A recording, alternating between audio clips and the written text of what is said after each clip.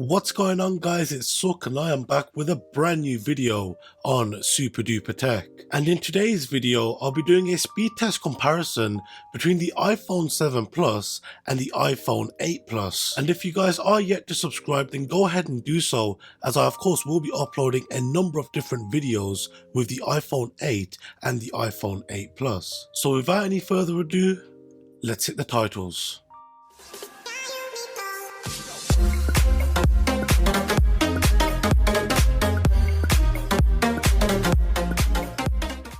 So first up, let's get into talking about the specification of both of these smartphones.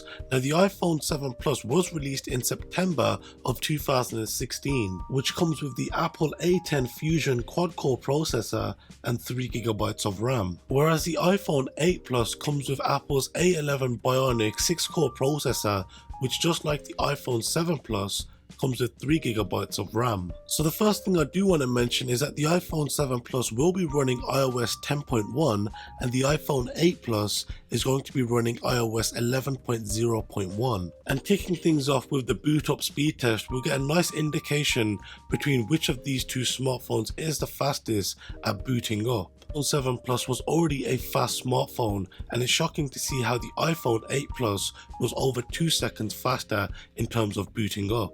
So now on to the RAM application speed test. Of course, prior to starting this, I did ensure that all background applications were closed. And after starting the stopwatch and opening the settings and camera apps, you can see that these smartphones are currently fairly neck and neck. But when it comes to opening up the social media applications, Facebook, Instagram, Snapchat and Twitter, you can see how the iPhone 8 Plus has a slight advantage over the 7 Plus. You guys can see how the iPhone 8 Plus has finished off with the social media applications and is now on to opening up another row of applications, starting off with Apple Music, Netflix, YouTube and Uber. But surprisingly enough, the iPhone 7 Plus is now neck and neck with the 8 Plus as it comes into opening up eBay, Amazon, Wikipedia and now Lapsit Pro. And when it comes to Lapsit Pro, I do want to mention that both of these smartphones are going to be exporting the exact same 2-second 4K file that was shot at 30 frames per second. And just like that, both of these smartphones finished the export with Lapsit Pro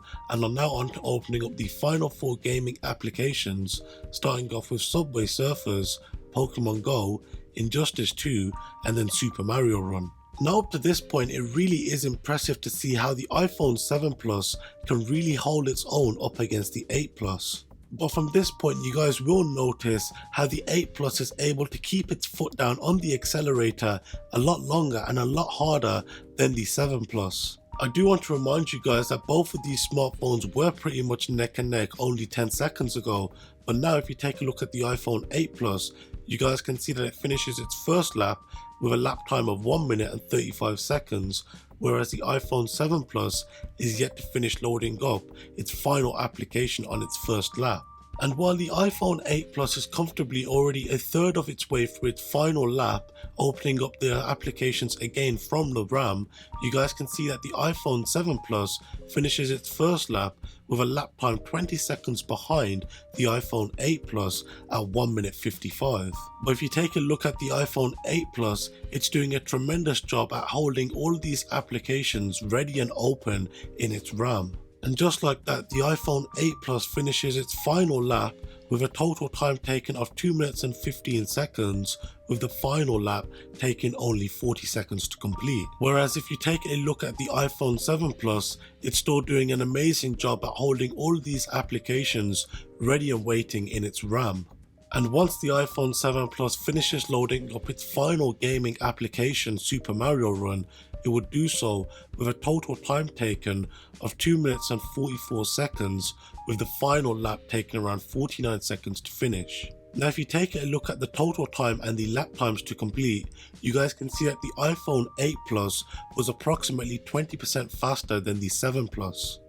So as I'm sure you guys will have expected, the newer iPhone model was victorious, as it was faster when booting up. It was also faster when loading up the applications for the first time, along with reopening them from the RAM. Now, though there will of course be a noticeable difference between these two smartphones, if you are looking to upgrade and you are looking at this video for concrete evidence, I would tell you to hold back and wait for either the iPhone 10 to upgrade or wait for next year's iPhone models. So then guys, that has been it for today's video. I do hope you did enjoy it. If you did enjoy it, then be sure to hit that like button, and if you are new around here, then why not subscribe and click the bell icon to the side of it to be notified when I upload my next video. If you have got any questions or queries with what you've seen in today's video, then be sure to leave them down below in the comment section, or alternatively, you can go ahead and hit me up on my social media. Thank you guys very much for watching, and I'll see you guys next time.